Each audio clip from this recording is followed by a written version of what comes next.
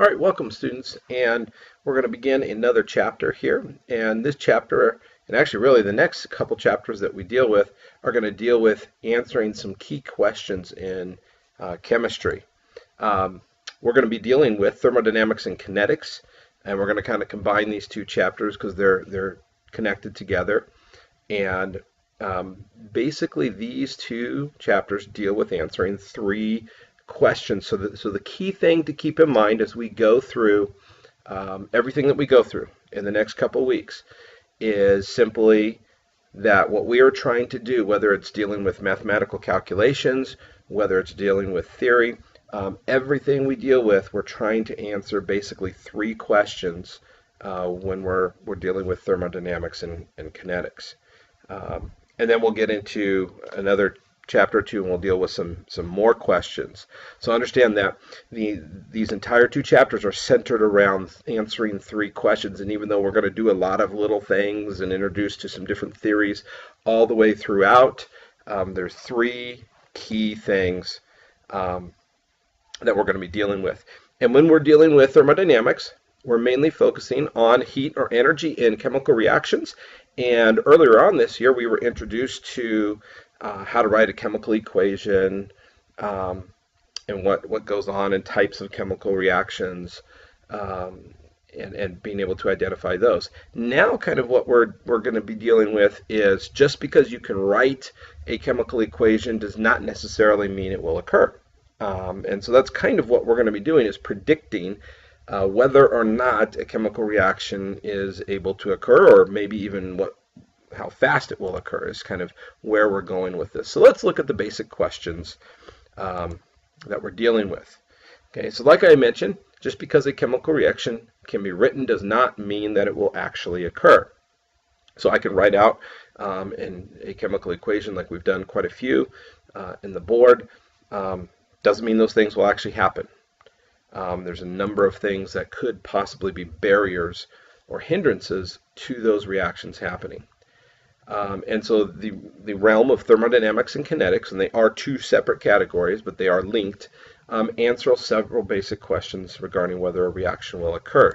So let's deal with thermodynamics first. Thermodynamics answers one question, and that is, can a reaction occur? So does it really have the ability to? And the main thing we'll be looking at here, we'll be doing kind of some math, and we'll be introducing some basic equations. And the basic thing that we'll be looking at out of all of that math is ultimately to answer this question, can it occur? And we're going to be dealing with kind of looking at two different types of reactions, and we've briefly mentioned them earlier in the year, and we talked about exothermic reactions. And so you may want to jot this in your note, a reminder that exothermic reactions are one that lose energy or give off energy, usually in the form of heat. And then you have endothermic reactions, which are ones that absorb energy. And therefore, in essence, they, if you want to say, get colder. A good example of that would be if you've ever played sports and you have those ice packs that if you get injured and you just kind of break, snap them and they get cold real fast, that's made up of some chemicals that create an endothermic reaction. And basically what we're looking for here is if we have a chemical equation and whatever, is a situation of finding out that most reactions, generally speaking, the way nature moves is to lose energy. And so typically we would say that the answer to this question, yes, a reaction can occur, or we would sometimes refer to it as a reaction being thermodynamically favorable, is if it loses energy. So generally speaking, that's what we're looking to happen, is to lose energy. Kinetics is the other side, and it answers two questions. And the first question is, if we kind of get past that question, can a reaction occur? Now we need to answer, will it occur? Just because it can doesn't mean it will. There could be, yes, it can. It will lose energy. But then the question is, well, could there be some other barriers in between? Good example of this, a couple weeks ago we did the soap bubbles that we lit on fire. Well, the soap bubbles can sit there all they want, okay, and nothing happened to them. They won't react and they won't light on fire unless there's an outside, they get some help from the outside. In the case, what we did in class is we took a match and we lit those soap bubbles, and okay, they went up in flames. The third question really that we're going to deal with is at what rate or how fast will a reaction occur? And here we're going to get into what can be called rate laws. But basically there's a number of, the bigger thing that we're going to focus on, there's a number of factors that can affect how quickly a reaction can occur. And some of these you could probably guess at. That there are, you could probably guess and maybe even think of some examples that there are specific things that would affect the speed at which a reaction occurs. Very similar to when we talked about solutions, there were things that affected the rate at which something dissolves. There is some similarity to that. And so that's another thing that we're going to kind of deal with as we go through here. The first topic we're going to deal with is thermodynamics. So we're going to focus on that first. So remember, thermodynamics is answering that question, can a reaction occur? And in order to do that, we have to, within a reaction, determine the amount of energy that's gained or lost in the reaction overall. Okay, with the reaction as a whole, as you go from reactants to products, as reactants form or link together to become products, what is the overall loss or gain in energy? That's what we have to figure out. And the first part of this is what we call calculating enthalpy, and or sometimes it's referred to heat of reaction or heat of formation. And basically what this is this is a measure of energy that as you produce 1 mole of a substance, whatever that substance might be, there's a certain amount of energy that is lost typically, or gained, usually lost. And so that's what we call enthalpy. When it comes to a chemical reaction, then we take all the compounds that are part of there. How much energy does it take to form this compound over here and this compound over here? And when I mix them together and they have a chemical reaction, well, before anything else happens, the bonds have to break. So that means they have to gain energy. So they have to gain a certain amount of energy to break those initial bonds, and then new bonds form to form the new products. Okay, so they're going from reactants to products, and so those products are formed, and as those new bonds form, they release energy. So basically the reactants initially gain energy in order to break those initial bonds, and then when the new bonds are formed to form products, you're losing energy. So then the question is, am I gaining more energy than I'm losing, or am I losing more energy than I'm gaining? And that's really what we're calculating here to see whether it's an exothermic reaction or an endothermic reaction, is kind of where we're headed with this. Now here's the formula that you're going to be doing, and I know there's a bunch of fancy symbols here. Don't get too excited or panic or anything like that. These symbols right here, the delta H you're kind of familiar with, the delta sign, we've used that before. Delta is just the change in enthalpy. H stands for enthalpy.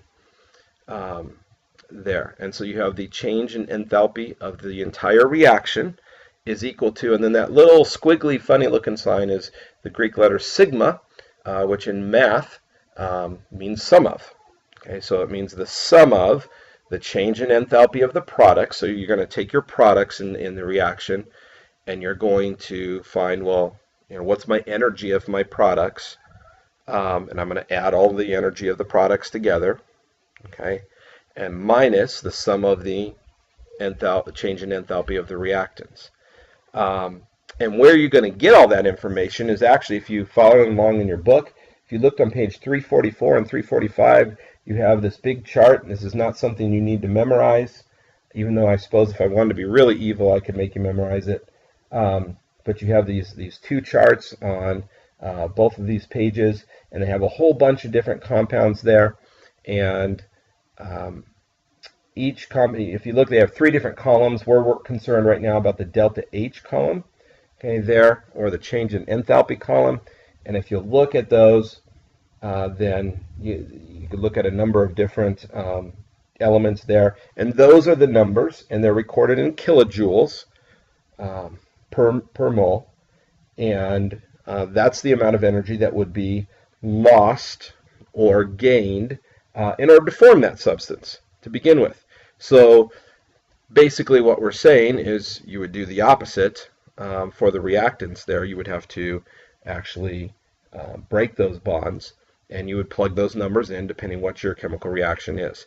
We'll kind of work this out in class so you can visibly see how does this work. I just wanted you to see what the equation was and basically describe what it meant. So we'll kind of do a little bit more with that in class, so don't stress on that.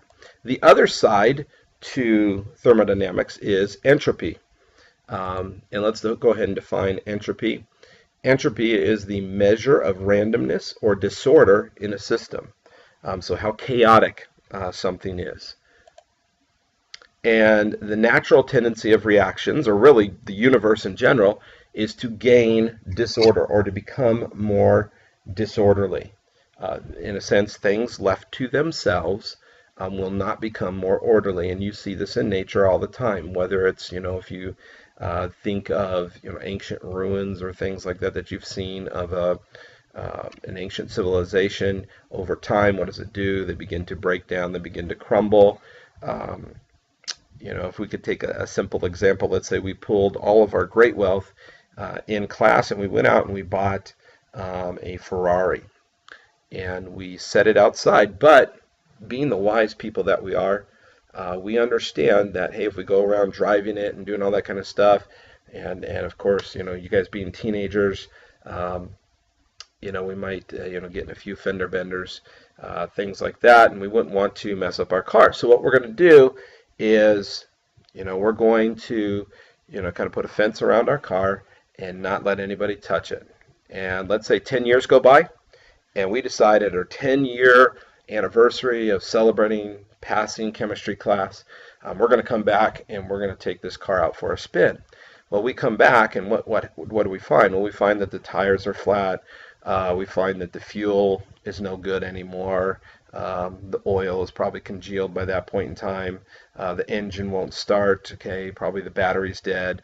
On and on and on. There's a lot of different problems in there. Probably the paint has weathered. On and on we can go. And we think, well, what's happened? We didn't do anything to it. But that's an example of entropy. Okay, just slowly over time, things tend to move from a state of order to disorder. And so what we're looking for in chemical reactions is that they move from a state of order to disorder, that they become more disorderly in order to obey the second law of thermodynamics. And so we have another equation that we calculate. In other words, basically what should be happening is there should be increasing random energy in there, or increasing disorderly energy within the reaction. And so we use this equation. It's very similar to the previous equation, except you're measuring something a little bit different. Before, you were measuring energy that's gained or lost as bonds are broken and new bonds are formed. In this equation, what you're measuring is how much disorder is there, how much chaos is there. And there should be more chaos as you're going on, or as the reaction proceeds, if it's obeying the second law of thermodynamics. And so if it obeys the second law of thermodynamics, you should end up with an overall positive gain of energy here. So a positive delta S is what you're looking for in order to say, yes, this reaction can occur. And we'll do the mathematical stuff again in class as we go on. So that's a basic introduction to thermodynamics and kinetics to start with.